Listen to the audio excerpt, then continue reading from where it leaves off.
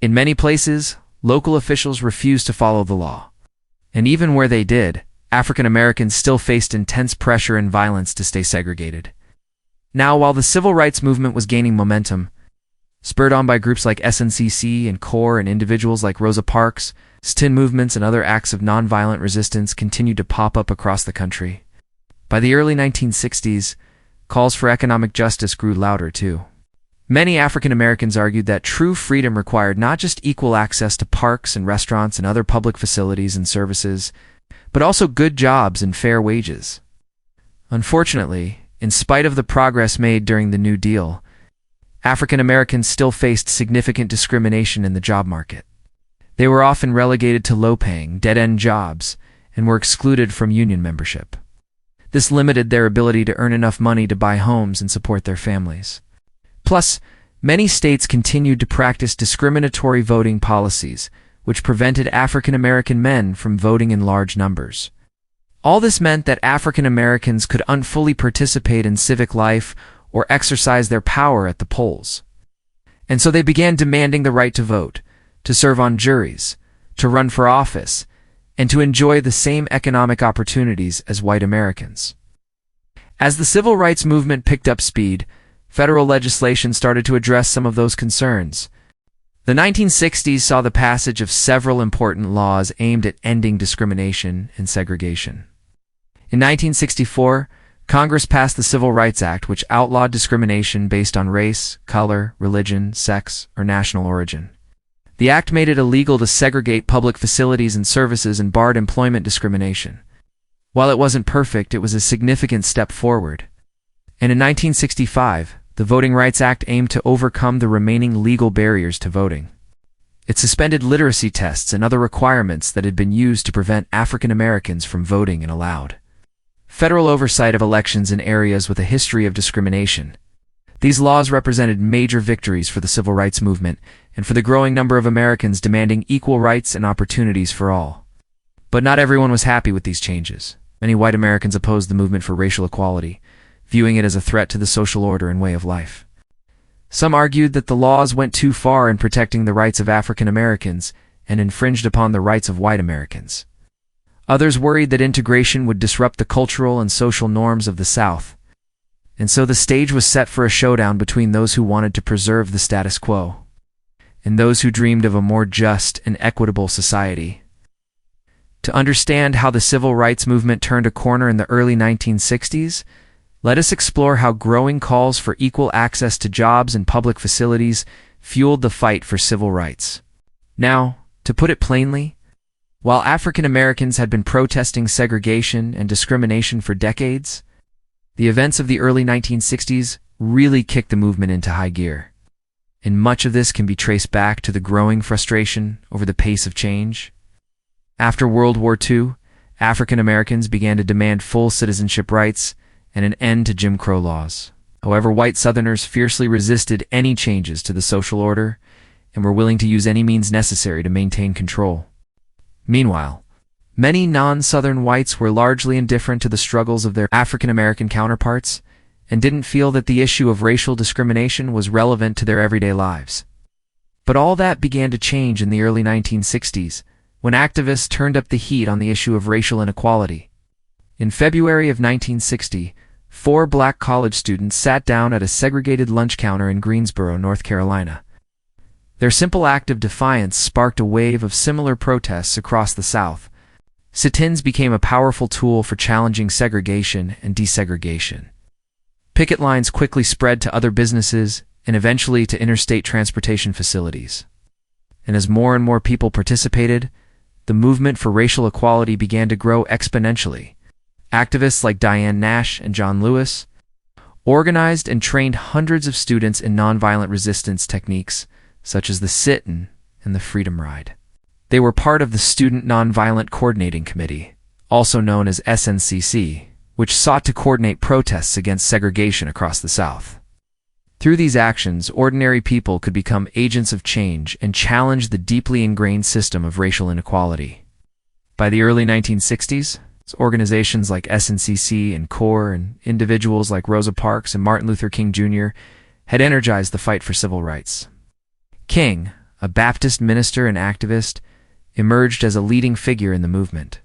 He advocated for nonviolent resistance to racial segregation and desegregation, drawing inspiration from figures like Mahatma Gandhi. King's philosophy of nonviolent resistance was rooted in the belief that love and nonviolent resistance could overcome hate and injustice. It combined elements of Christian theology, socialist ideals, and American political thought, including the example of Mahatma Gandhi's successful resistance to British rule in India. For King, nonviolent resistance was not just a tactic, but a way of life.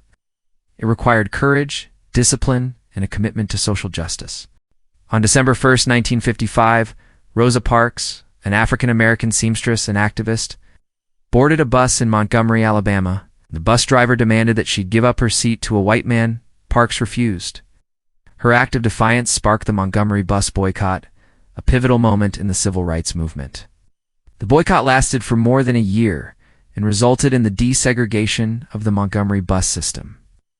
The event demonstrated the power of nonviolent resistance and helped to propel King to national prominence. Now, while the Montgomery bus boycott had been successful, many activists wanted to expand the movement beyond a single city. Enter the Freedom Rides, starting in May of 1961. CORE organized interracial groups of activists who rode buses into the South to challenge segregation in interstate transportation facilities. The rides were met with violence and protesters were beaten, arrested, or even bombed.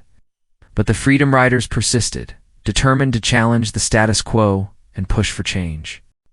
The violent reactions to the Freedom Rides drew national and international attention to the brutality of the Jim Crow South and put pressure on federal authorities to take action. Ultimately, the Freedom Rides helped to desegregate interstate transportation and pave the way for further progress in the civil rights movement. All this growing activity led many activists and organizations to plan the March on Washington for Jobs and Freedom. It was one of the largest demonstrations in U.S. history, drawing more than 250,000 people to the nation's capital. The goal was to put pressure on Congress to pass civil rights legislation and to highlight the ongoing struggle for racial equality in the United States.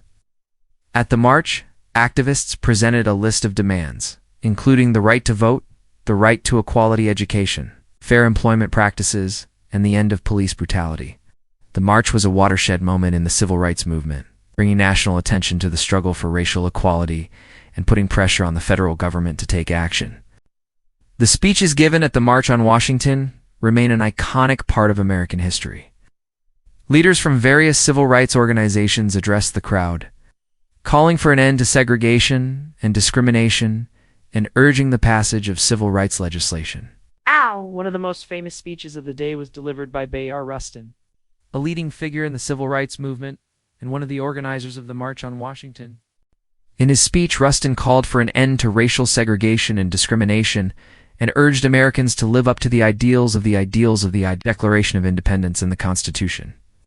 He criticized the slow pace of change and called for more aggressive action to secure the rights of African Americans. And then there was Dr. Martin Luther King Jr., whose "I Have a Dream" speech remains one of the most powerful and influential speeches of the 20th century. King spoke about the need for racial equality and an end to segregation and discrimination. He called for a society where his children would be judged not by the color of their skin, but by the content of their character. His speech was a call for action and a vision of a better future. It inspired people around the country and around the world to join the fight for civil rights and equality. The March on Washington was a pivotal moment in the civil rights movement. It brought national and international attention to the struggle for racial equality and helped to galvanize support for civil rights legislation. The speeches given at the march continue to inspire people today and serve as a reminder of the power of words to move people to action. And that brings us to today.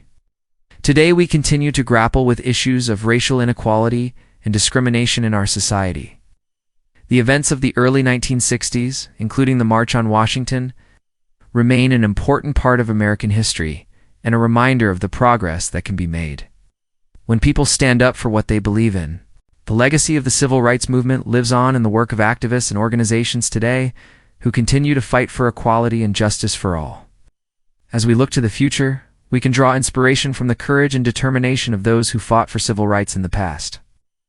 The events of the early 1960s were a turning point in the fight for racial equality in the United States. The growing calls for equal access to jobs and public facilities fueled the civil rights movement, leading to major events like the March on Washington.